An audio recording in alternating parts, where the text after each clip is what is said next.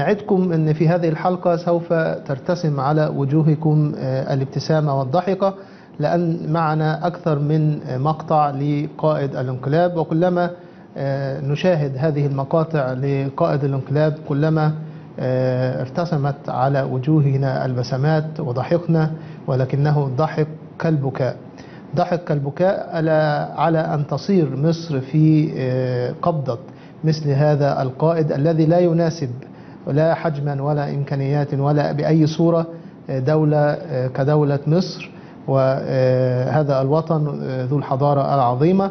الحقيقة مأساة أن يكون على سدة الحكم في بلدنا مصر مثل هذا القائد.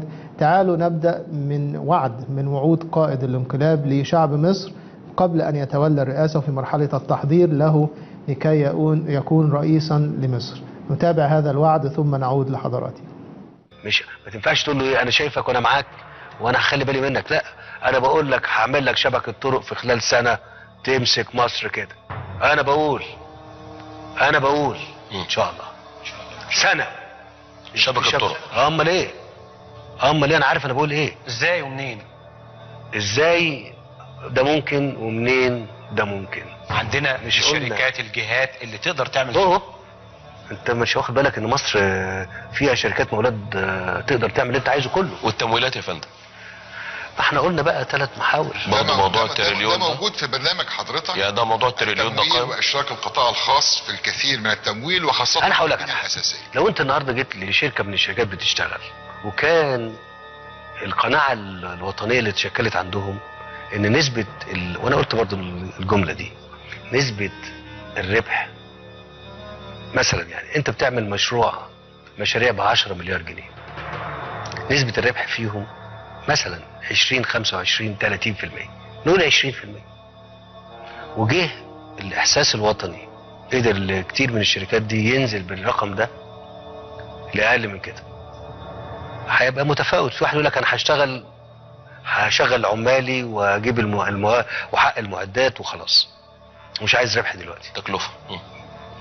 تفتكر لما تكون بتتكلم على مشروعات ب10 مليار فيهم 2 مليار او اكتر ربح، وانت قدرت تخفضهم بالكلامنا مع بعض، بان انا اقعد معاهم واتكلم معاهم.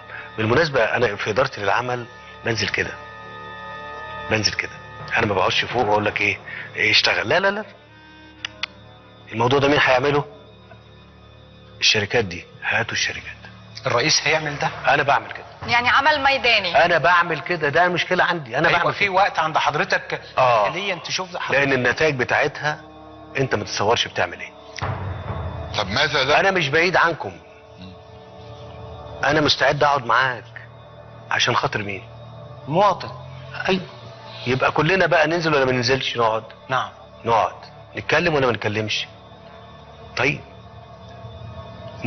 ممكن حد يقدر يدير 2000 مشروع عنده دماغ لكده؟ لا طبعا. في ناس عندها كده.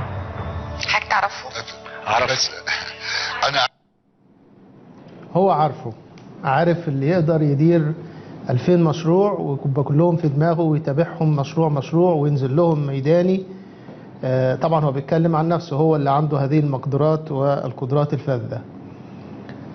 انا بقول وممكن كده وممكن كده، وفي خلال سنة شبكة تمسك مصر كده كلها كده في كده وكده وكده، يعني باخدكم على قد عقلكم وبضحك عليكم كده وكده. ده مستوى رئيس مصر. بيوهم الناس من خلال الأذرع الإعلامية اللي قاعدة حواليه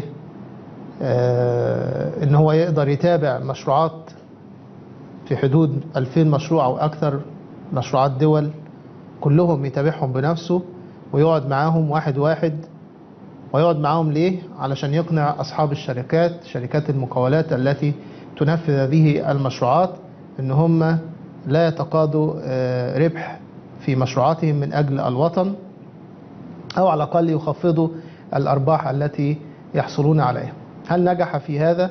هل نجح في الجلوس إلى أصحاب الشركات وأقنعهم أن هم يتركوا الربح لصالح مصر ولا يخفضوه حتى؟ ما أعتقدش، لأنه في النهاية لا يجد إلا القوات المسلحة التي تحولت إلى أكبر شركة مقاولات في مصر بامتياز لتنفذ له المشروعات بالطريقة التي أوهم الناس أنه قادر على يعني إقناع أصحاب شركات المقاولات الخاصة بأن أو حتى الحكومية بأن يقوموا بها بدون أرباح لصالح الوطن وعشان خاطر مصر وتحيا مصر.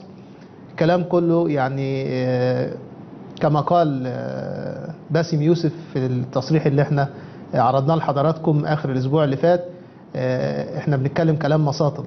ده كلام مساطب، كلام ناس خالتي وخالتك يعني ايه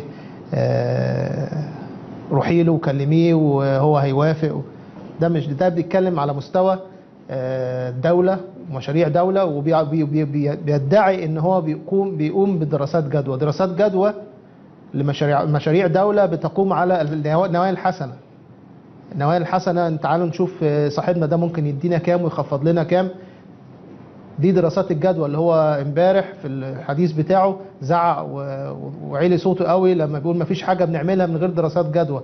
ادي دراسة من دراسات الجدوى بيعتمد في تحقيق او في تخفيض تكاليف المشروعات على ان يقعد مع اصحاب شركات المقاولات واحدة واحدة ويقول لهم معلش سيبوا لنا حاجة عشان خاطر مصر.